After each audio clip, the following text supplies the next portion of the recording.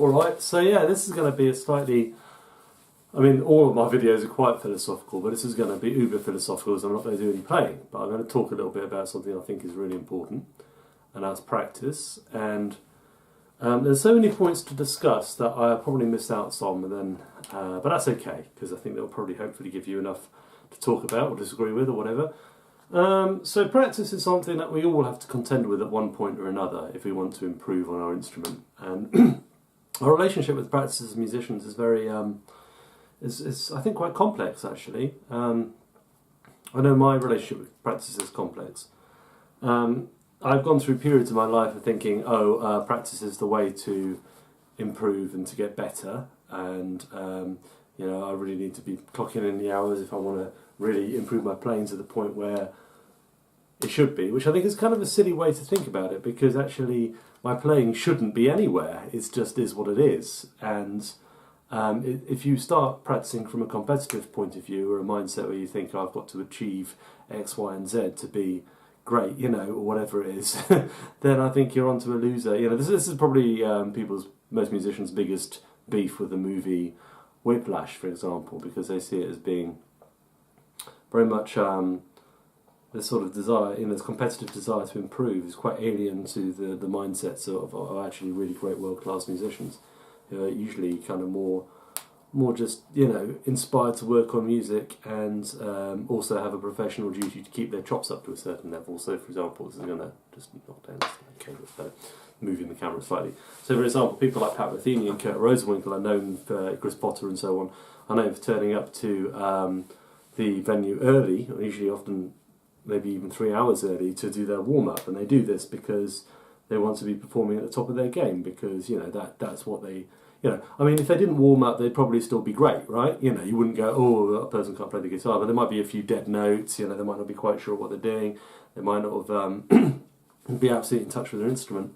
And so that's why they do it, you know, it's just to get that feeling of like, okay, I'm performing as well as I could be, so when I get out on stage tonight, I'm not going to let the audience down, you know, and I'm going to be performing at the peak of my ability. It's professional pride. And a lot of the American players, I think, are like that, by the way. I think British players tend to go to the pub. So I would say that is quite a big deal. I would say as a professional musician now, I very rarely play at home for pleasure, okay?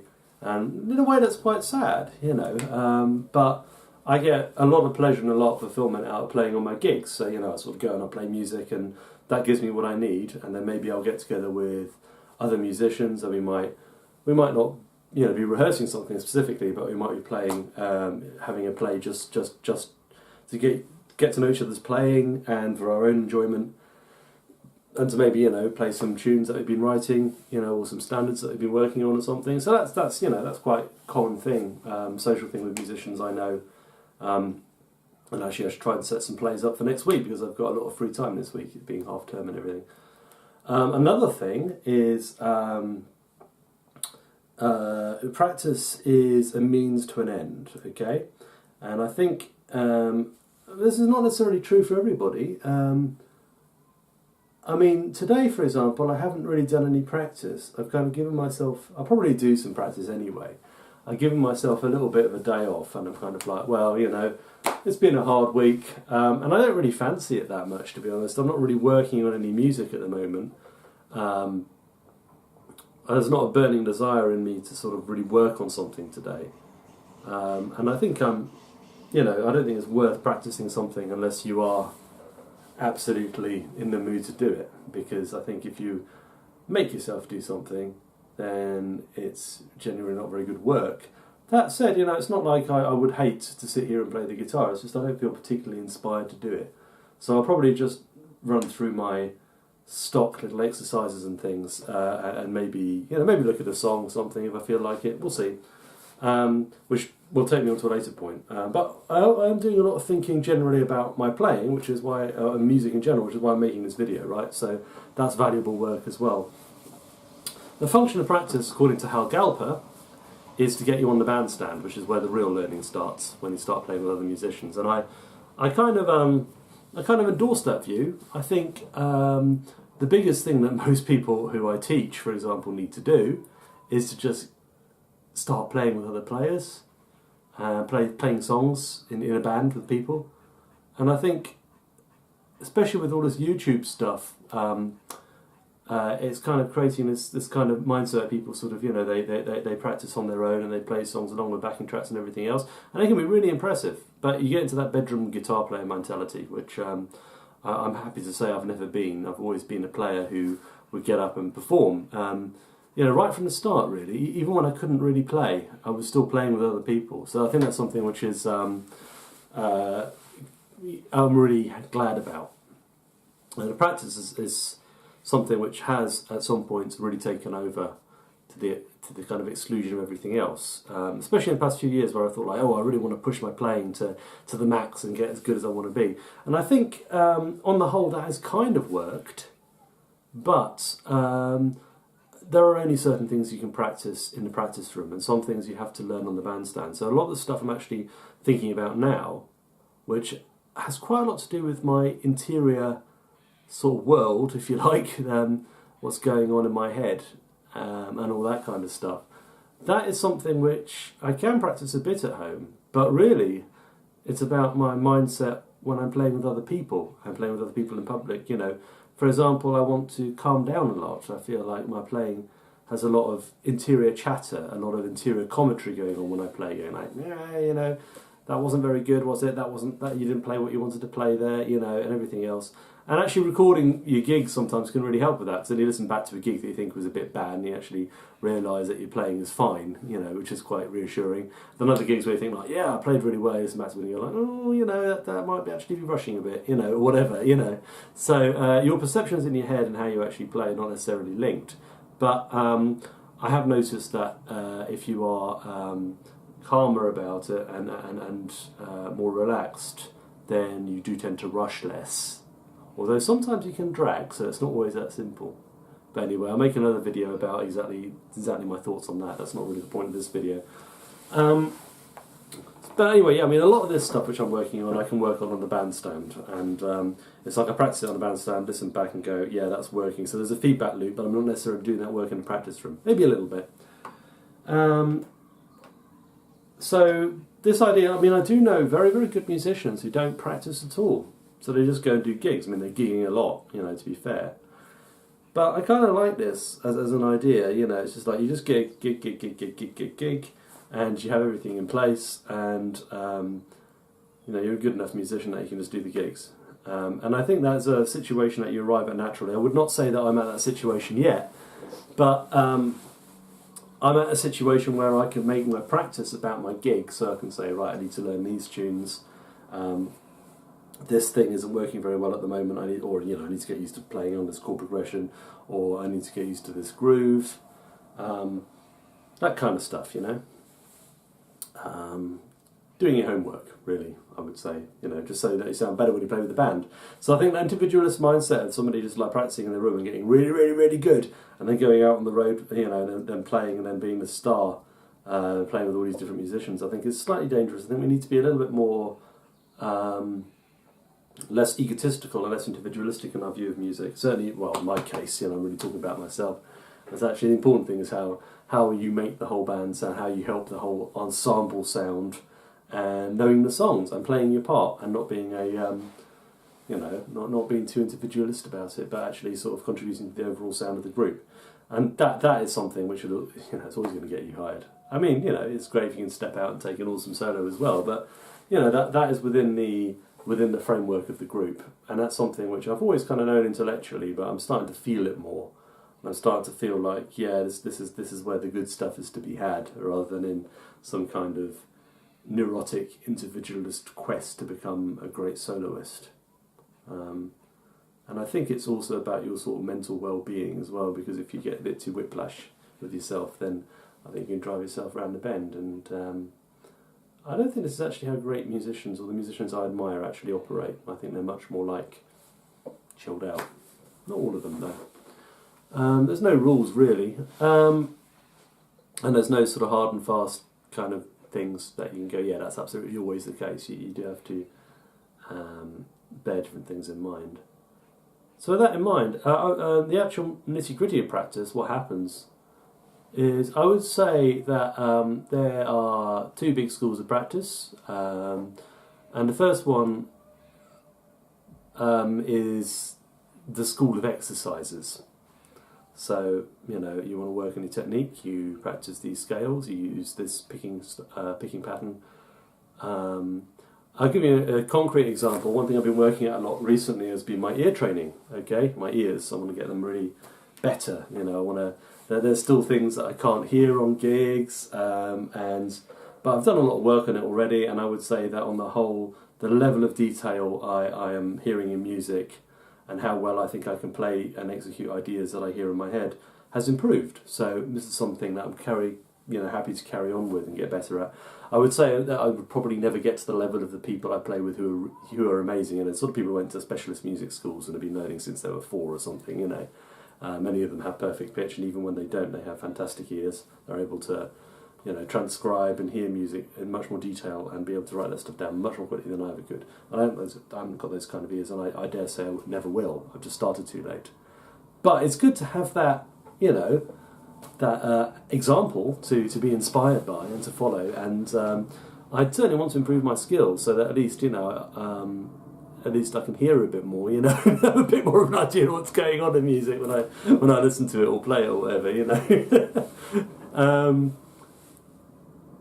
So that is an important part of it, you know, for me. And when you think about an exercise for that, I've downloaded a load of stuff from Bruce Arnold's website, which you might want to check out. There's also an app which is based on functional ear training. I would say that influenced by my wife, who's a really good oral musician, she stop it you. She has great sight singing chops. Well, anyway, compared to me, probably not compared to the BBC singers or whatever, but you know, she has great sight singing chops. She's very good at dictation, so if you play her a bebop line or something, she can play it right away.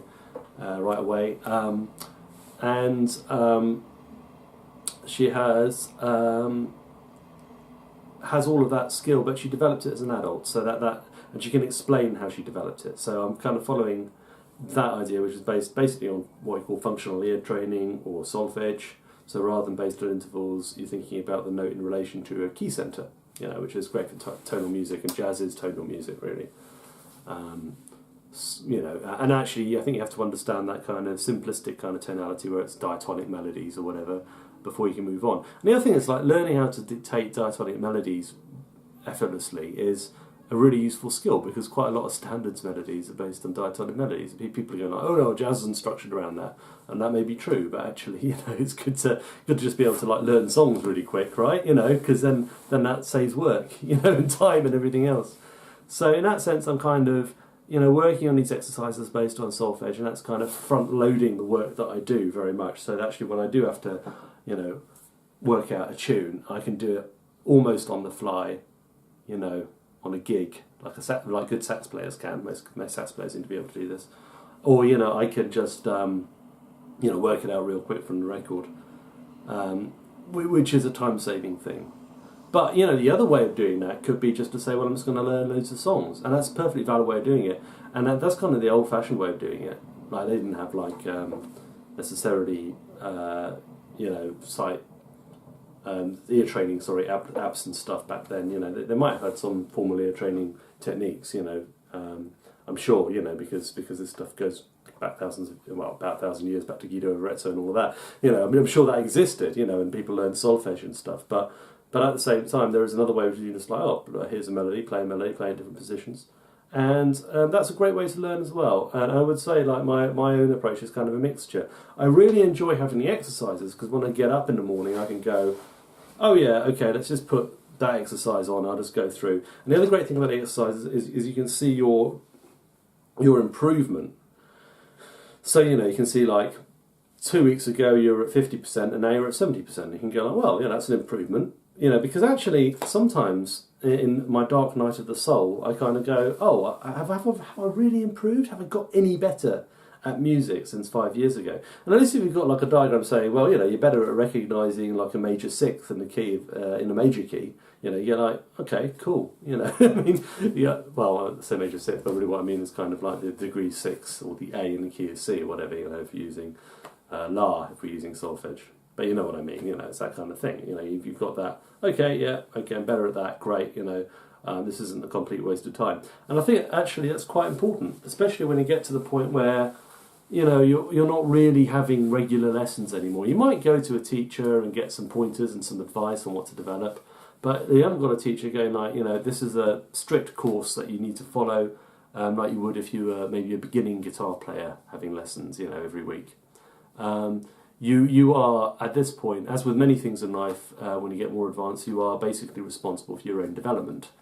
So I find it really helpful to have a few pointers here and there that at least tell me that I'm getting better at stuff, even though sometimes it seems that I slip back or that you know, advances can be lost. Most of the time it's a steady improvement, which is nice, you know, which fills me with a bit more confidence. I mean, I certainly noticed from a subjective way that doing ear training has helped me in general with my transcription, my song learning, and, you know, being able to play on gigs has got better. But that subjective feeling, you know, it's nice to tie that to some kind of measurable development. So I would, you know, I like that. Not everybody would be into that. Some people would just be happy playing songs, which is great, you know. It's good just to do music, but sometimes, you know, I don't know what to practice. I think like, oh, I can't really think of a standard to work on, you know. So it's just good to have something I can automatically do. Same with like scale exercises, you know, or something like that. And then you go, oh yeah, you know, oh, I need to learn this song, I need to learn that song, and then you can work on that. But sometimes you just don't really have a direction, so it's good to have something that you can do automatically to help things tick over. I mean, at least for me, anyway. So yeah, so that's kind of a lot of my thoughts about it. I mean, the length of practice sessions as well, I think, I mean, it's become a real sort of pop culture meme, hasn't it, this whole 10,000 hours thing, which is Malcolm Gladwell from the Tipping Point, I think. I think it's worth bearing in mind that 10,000 hours is not like a monolithic block. It's all split up from like lots of little skills. So you might spend 80 hours learning how to pick, right? You might spend 80 hours learning your scales. You might spend 80 hours learning your arpeggios. You might spend 80 hours learning how to sight read rhythms. You know, 80 hours isn't a small amount of time. You know, it'll take you a while. If you do like 15 minutes a day, it will take you, you know, well, let's see. It will take you 80 times 4, which is 320. So it'll take you a year to develop that skill, doing 15 minutes a day. But, you know, a year goes by, and then you have that skill, right? So, you know, 15 minutes, I mean, if you split it up into 3 5-minute blocks or 5 3-minute blocks, according to what the Bulletproof Musician, another site which I'll link to, suggests, you know, that can be managed around other daily tasks, you know, so you don't have to sort of, you know, beat your head against a brick wall for an hour to get anywhere with something. And this is how I'm sort of doing the ear training thing, you know, I mean, I'm not aiming to advance super quick in it. I'm sort of trying to set up habits that will steadily improve my musicianship. Not every improvement is made like that. Sometimes you do have a sudden realisation and then your playing will improve. I think I've had a couple of realisations this year that have really set new things in motion in my playing. You know, it's always nice when that happens. But it's also nice to set up areas of steady development as well. Anyway, I'm aware that this video is probably really long now, so I'm gonna stop. And there's a lot to talk about with this. But anyway, I hope to start some, you know, conversations about it and maybe give you some ideas what to think about. There's not any rights or wrongs in this. There's only things that seem to work for you, or ideas that might, you know, sound a resonance or something in your head, as it were, you know, or something like that. You know, it's not really about, you know, this is the right way to practice, this is the wrong way to practice. Anyway, I'll do another video on